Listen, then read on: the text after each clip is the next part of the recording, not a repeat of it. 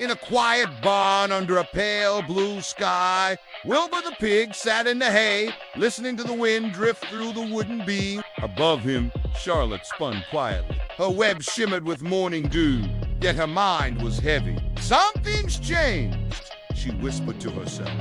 Wilbur glanced up.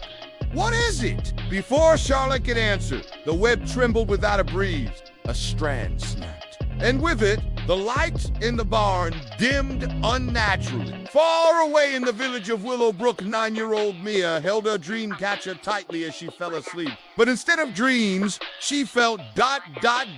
nothing. No stars, no songs, no owl named Oliver. She woke up with a star across the realm in a dusty attic filled with old books and spider webs of its own. Max the boy, who once traveled through time, found his pocket watch had stopped ticking. And in a bright garden behind Grandma Willow's cottage, Emily plucked an apple from the wishing tree, only to find it gray and cold in her hand. None of them knew it yet, but the threads of their worlds were unraveling. Something was breaking the boundary between stories, and that something had already begun. Meanwhile, deep in the north, the Snow Queen stood at the edge of her ice balcony, looking out into the shifting sky.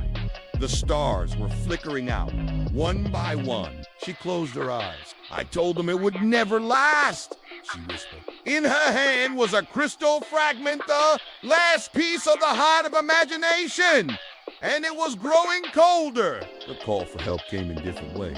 To Wilbur and Charlotte, it was a message written in broken web strands. To Mia, it was a whisper from her dream catcher. To Max, it was a sudden forward lurch, time only to stop again. To Emily, it was the wishing tree shedding its golden leaves. And to Gerda, the brave girl who once melted the Snow Queen's heart, it was a dream of her friend Kai, frozen once more. One by one, they found their way to the center of the circle of dreams, a place none had visited but all remembered. They met in the field where starlight touched the ground. Emily arrived first, clutching a satchel of apples that had lost their glow.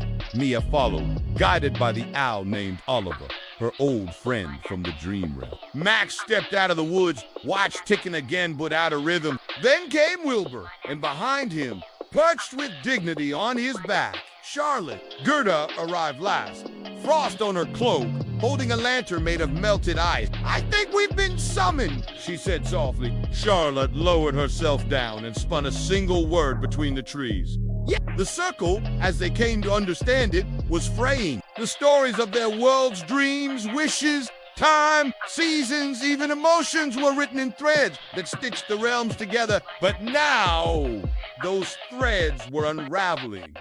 A hole in the loom of storytelling. Something had pierced the magic of belief, and only those who had lived through great tellies, those who had changed others by their courage, kindness, and sacrifice could fix it. Together, they set off to rethread the fabric of story. First, they visited the River of Reflections, where they each had to see a version of their world that had never known them. Wilbur watched the barn grow quiet without his oinks. Mia saw the Dreamcatcher's realm fade into gray mist. Max's attic remained dusty as parents, never discovering the truth of time. Gerda watched Kai's heart freeze permanently. Emily saw a village grow distant, joyless, wishless. They wept. They understood. They mattered. Next, they faced a lost story maze where forgotten tailies tried to trap them. Charlotte told the tale of a spider who saved a pig, not with magic, but with words. Mia retold her journey through dreams and riddles. Max remembered the first moment. Clara believed him. Gerda spoke of snow and flame, and Emily spoke not of herself, but of the countless people who smiled because someone once gave them hope. With every tale they spoke aloud, the threads reappeared glowing and ready to be sewn again. At the peak of the circle stood the loom. She was faceless. She was silence. But when they stood before her, she opened her hand and gave them each a needle made from starlight. The task was simple but sacred. Stitch the fabric of their worlds back together. Each would return to their own story and pass, one thread to another, not with magic, but with memory, with kindness, with courage. Mia returned to Will. Her dream catcher pulsed with light once more. Children's dreams were vivid again. Max returned to his attic, where time flowed gently forward and the watch ticked in harmony. Wilbur returned to the barn, and Charlotte wrote again. This time, stories matter.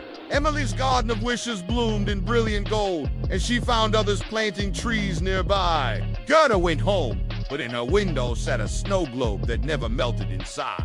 A tiny spider spun golden thread. None of them spoke of it again, not out loud. But sometimes, on quiet nights, when the stars seem unusually bright, or when you read a story and feel like the characters know you're listening, it's because the stitches of the realms are still at work. And USU have just found their thread. Hold it gently. You are part of the story now. The end.